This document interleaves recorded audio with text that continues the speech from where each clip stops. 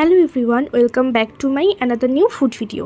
আজকে আমি আপনার সাথে শেয়ার করব খুবই উপকারী একটা পানীয়, যেটার নাম হচ্ছে ডিটক্স ওয়াটার। তো এটা বানানোর জন্য প্রথমে আমি এখানে নিয়ে নিয়েছি একটা বিটরুট। এরপরে এই বিটরুটটাকে আমি খুব ভালোভাবে ধুয়ে খোসাটাকে ছাড়িয়ে নিয়েছি। আর আপনাদের কাছে যদি বিটরুট না থাকে সেক্ষেত্রে আপনারা এখানে শসাও ব্যবহার করতে পারেন। তো আমি এরপরে এই বিটরুটটাকে কুচি কুচি করে কেটে নিব।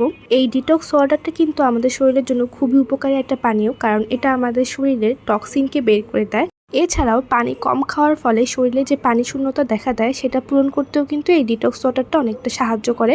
তাই আসছে রোজায় চাইলে আপনারা প্রতিদিন ইফতারের টেবিলে এই ডিটক্স ওয়াটারটা রাখতে পারেন। এতে করে আপনাদের শরীরের টক্সিনটা দূর হওয়ার পাশাপাশি শরীরে যে পানি শূন্যতা দেখা দিবে সেটাও কিন্তু পূরণ হয়ে যাবে। তো এরই মাঝে কথা বলতে বলতে আমি 2 ইঞ্চি সাইজের একটা আদাকে কুচি কুচি করে কেটে নিয়েছি। আর এখানে নিয়েছি পুদিনা পাতা। পুদিনা পাতাটা কোনো নির্দিষ্ট পরিমাণ নিয়ে এটা আপনাদের পছন্দ অনুযায়ী আপনারা কম বেশি করে নেবেন। আমি একটু বেশিই দিচ্ছি যেহেতু আমি পুদিনা পাতাটা খেতে বেশি পছন্দ করি, এই জন্য। আর এখানে নিয়ে নিয়েছি একটা লেবু। আজকে আমি এই ডিটক্স ওয়াটারটা বানানোর জন্য লেবুর রস আর লেবুর স্লাইস দুইটাই ব্যবহার করব।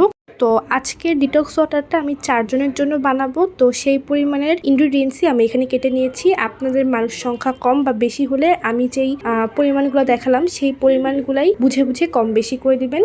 তো এরপর আমি এখানে জগে নিয়েছি 4 কাপ পানি, যেহেতু আমি 4 জনের জন্য বানাবো। আর পানিটা দেওয়ার পরই আমি এখানে দিয়ে দিয়েছি আমার সেই উপকরণগুলো, একে একে বিটরুট কুচি, আদা কুচি, তারপর হচ্ছে লেবুর রস দিয়ে দিয়েছি। লেবুর রসটা আমি এখানে 4 কাপ পানির জন্য 2 টেবিল চামচ লেবুর রস দিয়েছি। আর সবশেষে দিয়ে দিয়েছি পুদিনা পাতা।